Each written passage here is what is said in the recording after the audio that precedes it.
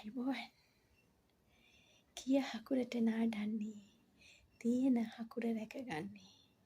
අපේ පැරැන්නෝ එහෙම කිව්වේ නිකම්ම නෙවෙයි හේතුවක් ඇතුව ඔයාට ඔයාගේ ජීවිතේ යම් දෙයක් නැති වුණා වෙන්න පුළුවන්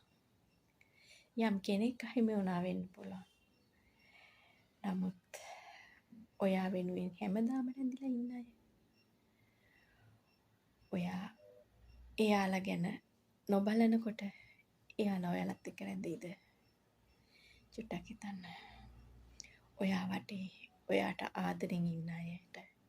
ඔයාගෙන් වෙන්න ඕන යුතුකම් වගකීම් මගහැරෙනකොට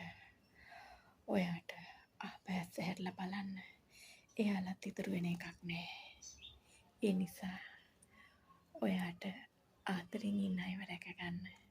දාලා ගිය කෙනාට වඩා එයාලා ඔයාට ගොඩක් වටිනවා